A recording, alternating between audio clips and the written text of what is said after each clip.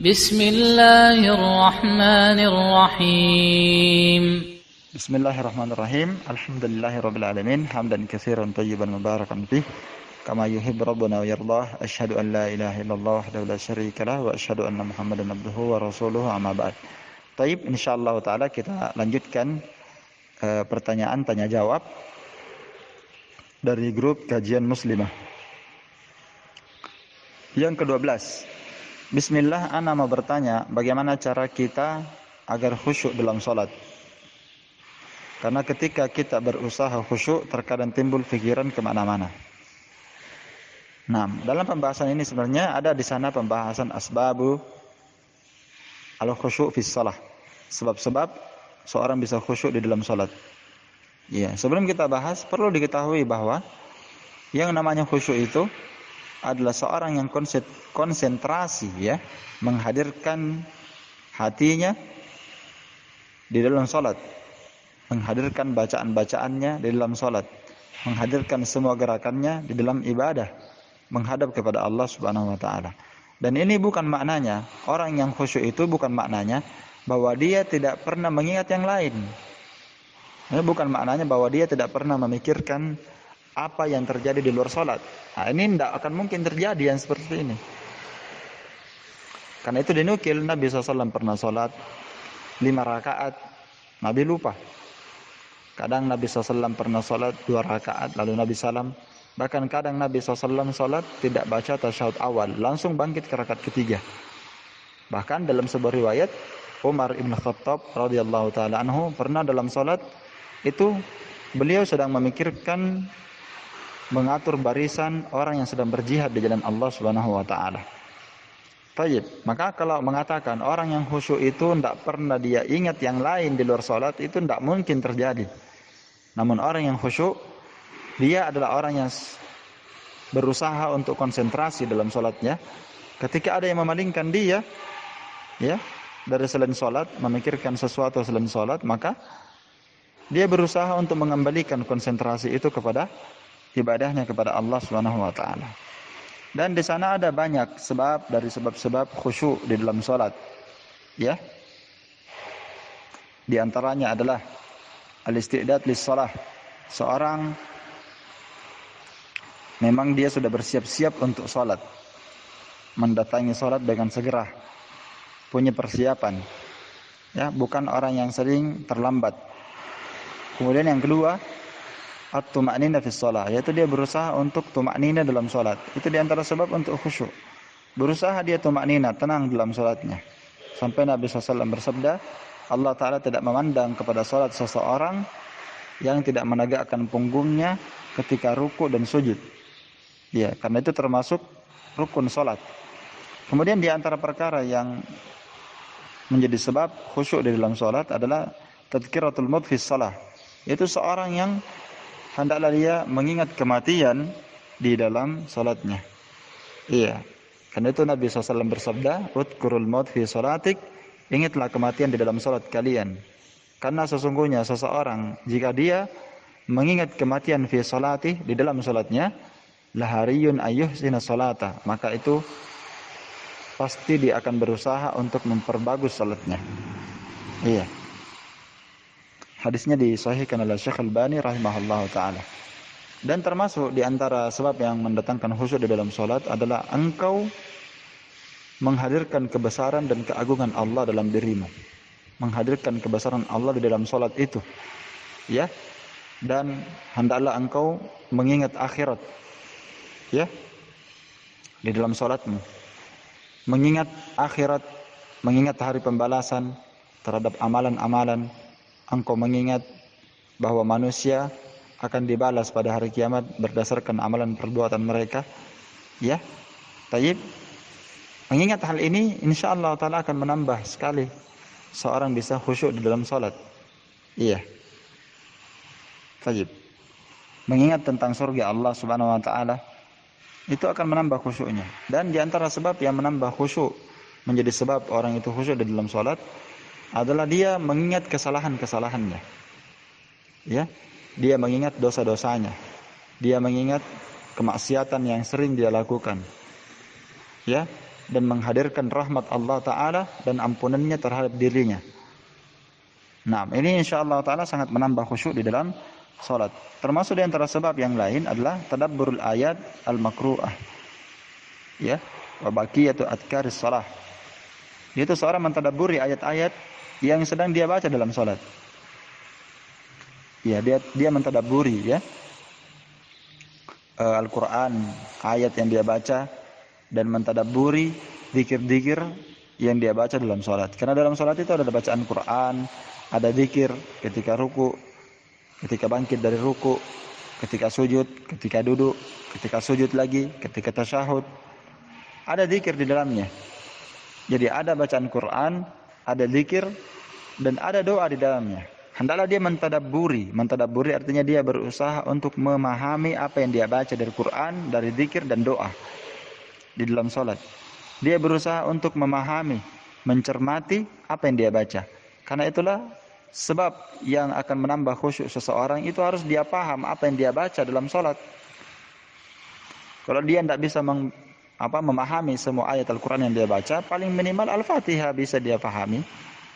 Ya, zikir subhana rabbiyal a'la dia paham apa maknanya, subhana rabbiyal azim apa maknanya, ketika tasyahud dan ketika dia berdoa dalam sujud, berdoa ketika tasyahud, dia berusaha untuk memahami maknanya. Karena menghadirkan makna-makna itu tentu itu lebih afdal dalam ibadah kepada Allah Ta'ala. Karena itulah para ulama, Syekh Abdurrahman bin Nasir As-Sa'di rahimahullah ta'ala menyebutkan bahwa zikir yang paling afdal adalah bacaan lisan dan hati kita itu hadir ketika membacanya.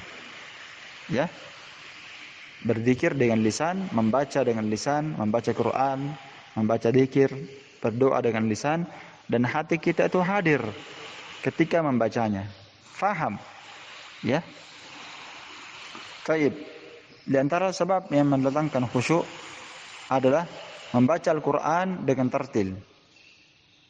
Membaca Al-Quran dengan tartil, tidak tergesa-gesa, ya. Wa tahsinus saut, dan memperindah suara. Iya, dengan memperbagus suaranya itu akan mendatangkan kehusyuan. Iya. Warattilil Qur'ana tartilan, Allah berfirman, dan tartilkan Al-Quran dengan sebenar-benarnya tartil, yakni baca dengan tajwid. Dan tentang memperindah suara, Nabi SAW ya memerintahkan umatnya untuk memperbagus suaranya ketika membaca Al-Quran. Kemudian di antara sebab yang mendatangkan khusyuk adalah hendaklah seorang mengetahui bahwa Allah Subhanahu wa taala telah mengijabahi, menghadap kepadanya ketika dia salat. Ya, mengabulkan doanya ketika dia berdoa. Allah Ta'ala sedang berhadapan dengan dia. Itu juga menambah khusyuk. Dan di antara sebab yang mendatangkan khusyuk adalah as-salatu ila sutrah ad-dunu minha. Salat menghadap ke sutrah dan mendekat kepada sutrah. Ya, ini sebab yang mendatangkan khusyuk. Sebab kalau kita menggunakan sutrah, enggak ada orang yang berlalu antara kita dengan pembatas kita yang ada di depan kita. Ya. Baik. Kalau dia enggak pakai sutra, orang akan berlalu lalang di depan dia. Karena itu Nabi bersabda, "Idza shalla ahadukum ila sutra falyudana minha." Ya. Apabila salah seorang di antara kalian salat menghadap ke sutra, hendaklah dia mendekat kepadanya. La yaqta'u syaitan alaihi salatah, jangan sampai syaitan memutuskan salatnya. Ya, Nabi juga bersabda, "La tusalli illa ila sutratin," janganlah kalian salat kecuali menghadap ke sutra. Karena itulah pendapat sebagian para ulama mengatakan salat memakai sutra itu hukumnya wajib. Sutra itu artinya pembatas yang digunakan oleh orang yang salat berada di depannya untuk mencegah orang yang berlalu di depannya antara dia dengan pembatas tersebut. Ya. Kemudian di antara sebab yang mendatangkan khusyuk dalam salat adalah beristi'adah. Hendaklah seorang itu berlindung kepada Allah Ta'ala dari syaitan, yaitu dengan membaca a'udzubillahi minasyaitonir rajim. Ini afdalnya dilakukan di setiap awal ketika dia hendak membaca Al-Quran. Karena Allah berfirman, "Fa idza qara'tal Qur'an fasta'idz billah." Jika kalian hendak membaca Al-Quran, maka berzikir, maka berlindunglah kalian kepada Allah Ta'ala dengan membaca a'udzubillahi minasyaitonir rajim. Ya. Taib. Jadi di rakaat pertama dia takbir Allahu Akbar. Baca doa iftitah Allahu Akbar kabirah sampai selesai. Sebelum dia baca Al-Fatihah, dia baca a'udzubillahi minasyaitonir rajim, baru bismillahirrahmanirrahim, baru dia baca Al-Fatihah. Setelah itu dia baca surah. Nanti di rakaat kedua, sebelum dia baca Al-Fatihah lagi, dia baca lagi a'udzubillahi minasyaitonir rajim, bismillahirrahmanirrahim, Al-Fatihah. Terus di rakaat ketiga seperti itu, rakaat keempat juga seperti itu. Ini pendapat sebagian para ulama. Isti'adah itu disyariatkan dan dibolehkan di setiap rakaat. Walaupun ada sebagian fuqaha yang berpendapat bahwa cukup satu kali di awal. Ya, cukup satu kali di awal. Di awal rakaat pertama saja. Dia baca isti'adah. Di rakaat kedua tidak baca lagi isti'adah, tapi langsung bismillahirrahmanirrahim, Al-Fatihah setelahnya. Demikian pula rakaat ketiga dan keempat. Cukup di rakaat pertama dia beristi'adah, berlindung. Namun kalau dia mau lebih terjaga dari gangguan jin dan syaitan di dalam salat, setiap dia mau baca Quran dia membaca itu.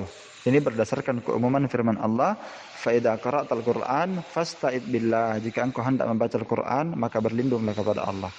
Dan tujuan dari beristi'adah, berlindung kepada Allah Ta'ala ini tentunya sangat penting sekali, supaya kita tidak diganggu oleh syaitan dalam kondisi kita sedang salat, dalam kondisi kita sedang membaca Al-Qur'an dan zikir. Ya, supaya kita tidak diganggu. Iya, dan itu penting. Iya.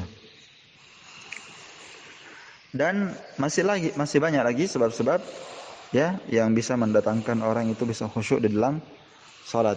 Yaitu diantaranya memperhatikan bagaimana kondisi para as-salaf di dalam salatnya. Ya.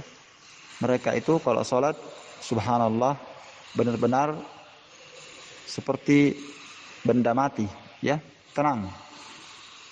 Karena Ibnu Zubair dahulu, Urwa Ibnu Zubair radhiyallahu taala anhu, apabila berdiri untuk salat, ka'annahu audun, seakan-akan dia benda mati. Ya. Seakan-akan dia benda yang mati, tidak bergerak ya sedikit pun. Dan Syekhul Islam Ibnu Taimiyah rahimahullahu taala, jika beliau hendak masuk ke dalam salat, terta'idu a'dha'uhu. Ya, anggota badan beliau jadi gemetar. Iya. Karena mau berhadapan dengan Allah Subhanahu wa taala. Ini Masya Allah, subhanallah, bagaimana para as-salaf itu rasa takut mereka kepada Allah Subhanahu wa taala sangatlah besar. Iya. Kemudian di antara sebab-sebab yang mendatangkan khusyuk dalam salat adalah bersungguh-sungguh dalam berdoa di tempat-tempat yang makbul. Dan tempat yang makbul berdoa dalam salat ada dua. Yang pertama ketika bersujud, dan tidak ada pembatasan sujud terakhir. Boleh sujud pertama, sujud kedua, sujud ketiga, keempat, kapanpun. Dia di situ memperbanyak doa setelah dia membaca subhana rabbil a'la, subhana rabbil a'la, subhana rabbil a'la, baru dia berdoa. Ya, doanya banyak ya. Ya muqallibal qulub, tsabbit qalbi ala dinik. Allahumma musarrifal qulub, sarrif quluban ala ta'atik. Minta dikokohkan hati supaya istiqomah, minta agar supaya kita itu terus-menerus bisa terjaga di atas agama Allah dan terus bisa istiqomah beribadah kepadanya. Dan banyak doa yang lain.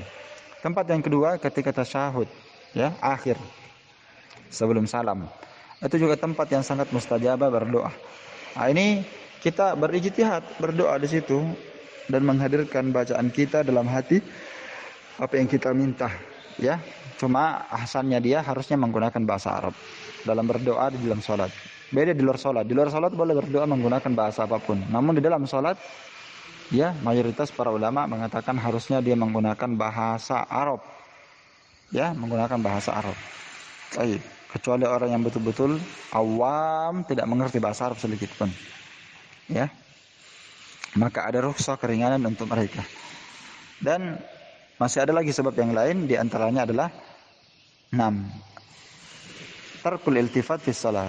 Tidak menoleh ke kanan dan ke kiri dalam salat. Iya, karena menoleh ke kanan dan ke kiri dalam salat itu termasuk dari colekan syaitan, kata Nabi SAW. Orang yang menoleh itu kalau salat ke kanan kiri, dia lihat kanan, dia lihat kiri, itu adalah colekan syaitan terhadap salatnya seseorang. Dan Nabi bersabda, la yazalullahu azza wa jalla muqbilan 'alal abdi wa huwa fi salati ma lam yaltafit fa idzal tafata sarafa anhu.